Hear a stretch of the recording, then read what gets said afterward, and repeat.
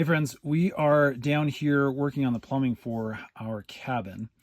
And basically we had to reroute some stuff for our pump. And I have these little PEX connectors that are all kind of jerry-rigged, you can see in here. And so we want to do some bypassing and rearranging. And unfortunately, I don't have this tool with me that undoes these little PEX clamps. So I wanted to show you a trick using some of these little angle pliers right here.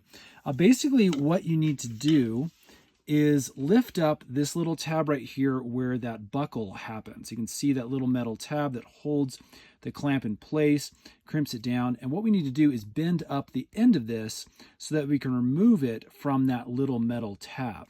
So I'm going to take my pliers, I'm just going to get in there and I'm going to bend it up slightly. I'll show you what that looks like. So as long as you can get to the clamp area, you can see I was able to kind of work my pliers underneath here and then just bend up. Now again, that's what they look like when they are flat.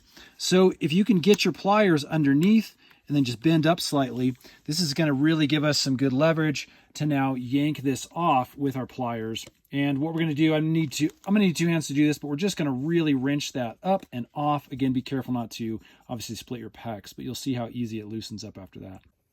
And again, using the pliers, I just, again, forced it up. You can see it popped out from that tab right there. And now this thing can just bend off, come loose, and we can get our little connection valve off of there. So again, just a little trick if you have some pliers, don't have the expensive tool to remove these little PEX clamps. Hope that helps, friends. It has. Hit that thumbs up button. Stay tuned. We're making a bunch more. These little DIY tutorial videos, how-to videos, and of course, our cabin build. We'll see you soon.